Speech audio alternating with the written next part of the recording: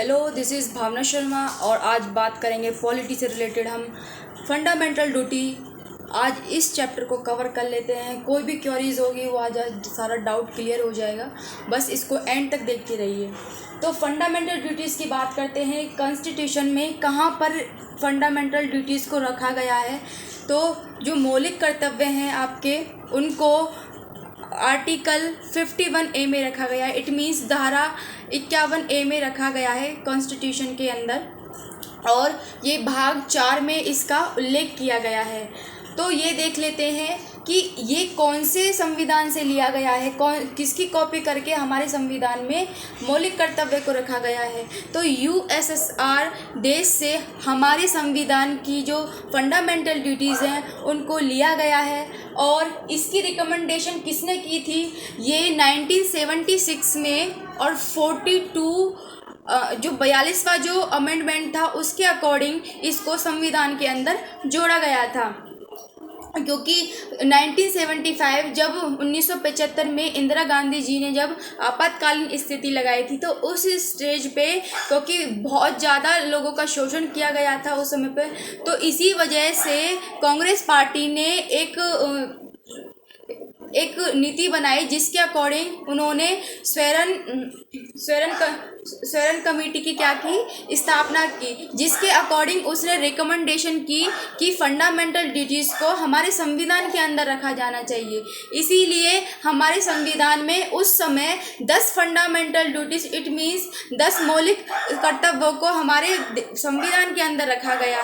तो लेकिन 86 जो अमेंडमेंट हुआ 2002 में, उसके अकॉर्डिंग इसमें एक और जो फंडामेंटल ड्यूटी थी उसको ऐड कर दिया गया। तो वो कौन सी थी जिसको ऐड किया गया?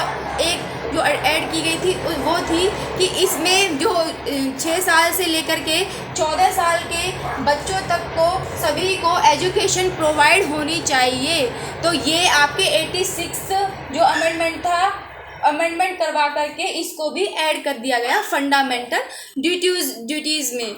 तो हम ये देखेंगे कि जैसे आपके डेमोक्रेटिक कुछ कंट्रीज़ हैं, जैसे यूएसए हो गया, फ्रांस हो गया, अफ्रीका हो गया, इन सभी में ज़रूरी नहीं है कि कोई डेमोक्रेटिक कंट्री हो तो उसके संविधान या कॉन्स्टिट्यूशन में आपके में फंडामेंटल ड्यूटीज़ हों, ये ज़रूरी नहीं है। क्योंकि यूएसए, कनाडा और अफ्रीका, इन सभी के जो कॉन्स्टिट्यूशन है उसमें फंडामेंटल ड्यूटीज़ को नहीं रखा गया है। लेकिन आपकी जो जापान का जो संविधान है, याद रखें, जापान के संविधान में फंडामेंटल ड्यूटीज़ को रखा गया है। तो इसीलिए हम ये देख लेते हैं कि फंडामेंटल ड्यूटीज़ कितनी होती हैं। फंडामेंटल ड्यूटीज़ आपकी स्क्रीन पे हैं, 1 2 3, ये टोटल 11 होती हैं, और 51A आर्टिकल के अंदर ये रखी गई है हमारे संविधान में। तो पहला जो आपका वो फंडामेंटल ड्यूटी है, ये है कि respect the constitution and national flag and national anthem. इसका मतलब है कि हमें अपने संविधान का सम्मान करना चाहिए, और नेशनल फ्लैग और नेशनल एंथम का भी हमें सम्मान करना चाहिए। जो हमारा नेशनल फ्लैग था उसको कब उसको नेशनल फ्लैग की फॉर्म में उसे एक्सेप्ट किया गया, तो वो 22 जुलाई 1947 में इसको एक्सेप्ट किया गया, जो हमारा नेशनल फ्लैग था। और नेशनल एंथम को ये किसने लिखा था? ये नेशनल एंथम था वो आपको ये लिखा था रविंद्रनाथ टैगोर जी ने। और इसको पूरा सबसे मतलब ये कैसे एक्सेप्ट कर लिया गया? ये 24 जनवरी 1950 में इसको स्वीकृति दे दी गई थी। तो इनकी नेशनल फ्लैग, इसका मतलब है पहली फंडामेंटल ड्यूटी का कि हमें अपने नेशनल फ्लैग का सम्मान करना चाहिए, क्योंकि नेशनल फ्लैग हमारे देश की शान है। इसीलिए क्योंकि वो हमारे देश को रिप्रेजेंट करता है। हमें कभी भी झंडे को टेढ़ा नहीं पकड़ना चाहिए। हमेशा जब कोई डेथ हो जाए तो झंडे को झुका देना चाहिए। और जब भी कोई जैसे आपकी 2 अक्टूबर को गांधी जयंती होती है या फिर कोई भी स्वतंत्रता दिवस होता है, उस पर हमें झंडे को फहराना चाहिए। चाहिए। और झंडे को हमें कोई भी जैसे झंडे के जैसे कपड़े पे बना देते हैं झंडे को, तो उसको हमें कोई भी एक अच्छे कपड़े पे बनाना चाहिए, हमें यूं ही। और झंडे को फाड़ना हमें कभी भी नहीं चाहिए, उसका सम्मान करना चाहिए। ये कौन कह रहा है? ये पहली फंडामेंटल ड्यूटी कह रही है। तो सेकंड पे आते हैं, to follow the noble idea that inspire national struggle for freedom. हमें उन लोगों से इंस्पायर होना चाहिए और उन नियमों पर चल करके हमें काम करना चाहिए जिन नियमों पे चल के स्वतंत्रता संग्राम में लोगों ने काम किया था। तो थर्ड देख लेते हैं, to uphold and protect the sovereignty and unity and integrity of India. इसका ये कह रहा है थर्ड में कि हमें अपने देश की अखंडता और संप्रभुता को बनाए रखना चाहिए। हमें अपने देश की जो अखंडता का मतलब है कि हमें अपने देश को बहुत सारे भागों में विभाजन नहीं करना चाहिए। जैसे हमारा देश 2 भागों में विभाजित हो गया, भारत और पाकिस्तान में, ऐसा नहीं होना चाहिए। हमारा देश एकता में बना रहे, हमें उसका ध्यान रखना है। तो यही जो थर्ड आपकी फंडामेंटल ड्यूटी है, यही बात कह रही है वो। तो फोर्थ पे आते हैं, to defend country and render national service when call upon to do so. इसका मतलब है कि हमें अपनी कंट्री की रक्षा करनी चाहिए और जब समय आए तो हमें अपनी कंट्री के लिए अपनी सेवा को देना चाहिए। जैसे कभी भी जब 2 देशों में युद्ध होता है, जैसे भारत और पाकिस्तान में युद्ध होने लग जाए, तो हमें उस समय क्या करना चाहिए? उस समय हमें भी अपने देश की सेवा के लिए तैयार हो जाना चाहिए। फोर्थ आपकी फंडामेंटल ड्यूटी है, to promote brotherhood and to renounce practice derogatory to dignity of women. ये फिफ्थ कह रही है कि हमें भाईचारे की भावना को बनाए रखना चाहिए और हमें महिला के खिलाफ जो भी कार्य हो रहे हैं उनके लिए हमें आवाज़ उठानी चाहिए। सिक्स्थ है, to preserve the rich heritage. इसका मतलब है हमारी जैसे रिच हेरिटेज कौन कौन सी हैं, जैसे ताजमहल हो गया, लाल किला हो गया और एलिफेंटा की जो गुफाएं हैं, ये सभी क्या रिच हेरिटेज इनहेरिटेंस के अंदर आती हैं। तो हमें इनको प्रिजर्व करके रखना चाहिए, इनकी सुरक्षा करनी चाहिए।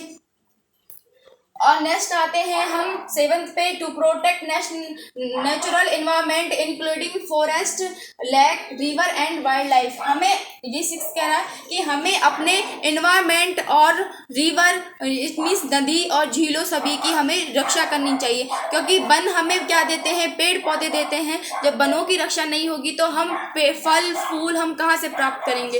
इसलिए ये भी हमारे देश के अंदर ही है, वन, झील, क्योंकि झीलें होती हैं, वहाँ पानी होता है, वहाँ से हमें पानी प्राप्त होता है। और रिवर है, रिवर भी हमें जल देती है जो कि हमारी खेत की सिंचाई के काम आती है। इसीलिए हमें इनकी भी सुरक्षा करनी चाहिए। 8 कह रहा to develop scientific temper and humanism and spirit of inquiry and reform.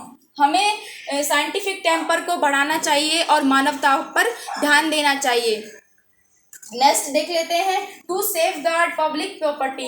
हमें पब्लिक प्रॉपर्टी की सुरक्षा करनी चाहिए। अब पब्लिक प्रॉपर्टी कौन कौन सी है? जैसे सड़क हो गया, रोड हो गया, पार्क होते हैं, ये सभी क्या है? पब्लिक प्रॉपर्टी है। हमें ऐसा नहीं करना चाहिए कि पब्लिक जो प्रॉपर्टी है उसमें गंदगी फैला दे, जिससे क्या होगा? हमारा खुद का ही नुकसान होता है, क्योंकि सरकार वो हमारे लिए ही बनाती है पार्क और सड़कों को। अगर हमने उनको डिस्ट्रॉय कर दिया तो वो हमारे लिए ही नुकसान की बात है, इसलिए उनको हमें सुरक्षा प्रदान करनी चाहिए।